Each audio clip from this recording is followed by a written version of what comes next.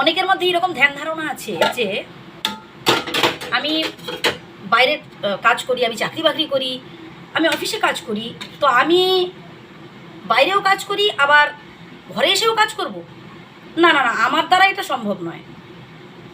আবার অনেকের মুখে বলতে শুনেছি যে হচ্ছে আমি এত কষ্টে বড় হইনি যে আমাকে নিজেকে রান্না বান্না করে খেতে হবে। আমার বাবার বাড়িতে চাকর বাকর থাকতো, আমার বাবার বাড়িতে আমাকে কোনোদিন এক গ্লাস জল পর্যন্ত গড়িয়ে খেতে হয়নি, আর আজ আমি এখানে নিজে রান্না করে খাবো? না না, আমার দ্বারা এটা সম্ভব নয়। এরকমও অনেক বান্ধবীদের বলতে শুনেছি, অনেক বন্ধুরাও বলে যে আমি বাড়ির বাইরের কাজ করি, আমি ঘরে এসেও কাজ করবো, ঘরে এসে আমাকে রান্না করতে হবে। আমি তাদের উদ্দেশ্যে একটা কথা বলছি, শুনুন।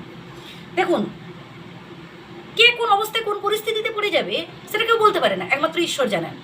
ধরুন এমন সিচুয়েশান এলো যে হয়তো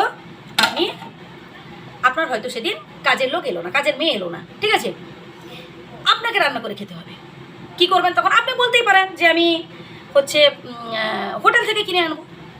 দেখুন, হোটেলের খাবার আর বাড়ির খাবার দুটোর মধ্যে পার্থক্য রয়েছে। একটা বাসি খাবার আর একদম নিজে রান্না করে তৈরি করা খাবার। ধরুন আমি এই যে ভাতটা রান্না করছি, দেখুন এটা আমি নিজের মতো করে আমি রান্না করতে পারবো।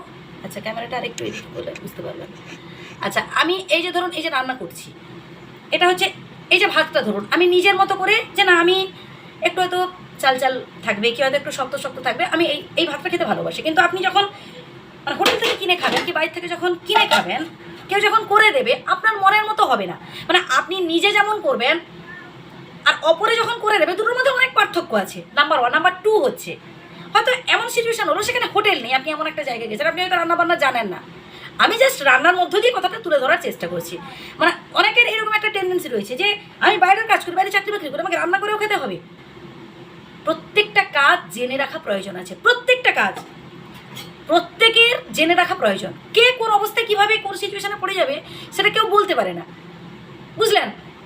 এমন একটা সিচুয়েশান হলো হয়তো কাজের মেয়ে অসুস্থ, কাজের মেয়ে এলো না, 1 সপ্তাহ বন্ধ। এবার তখন ধরুন আপনি 11 দিন কিনে খেলেন, ঠিক আছে, কিন্তু একটা টানা সপ্তাহ আপনি কী করে হোটেলের খাবার খাবেন? আমি বলছিলাম যে খারাপ হোটেলের খাবার, কিন্তু একটা হোটেলের খাবার প্রত্যেক দিন খাওয়া একটা, দেখুন, রিচ খাবার, বা হয়তো আপনি ঠিক যেমন ধরনের চাইছেন সেরকম কিন্তু ওখান থেকে পাবেন না। বা এমন একটা জায়গায় হয়তো গেছেন, সেখানে না আছে হোটেল, না রেস্টুরেন্ট, না কাজের মেয়ে, কেউ কাউকে মানে পাবেন না, আপনাকে নিজেকে করে খেতে হবে। তখন আপনি কি করবেন? তখন আপনাকে না খেয়ে থাকতে হবে, আর কি করবেন, তাই না? তাই একটা কথা বলবো, প্রত্যেকটা কাজের গুরুত্ব রয়েছে, প্রত্যেকটা কাজের ভ্যালু রয়েছে, জেনে রাখা ভীষণ জরুরি। এই কাজটা ছেলের, এই কাজটা মেয়ের। আমি এত অভাবে বড় হইনি, আমার বাবার বাড়িতে কাজের লোক থাকতো, আমার বাবা আমাকে এভাবে, আমাকে মানে কি বলবো, ওই যে আলালের ঘরে দুলাল এইভাবে করে বড় করেছে।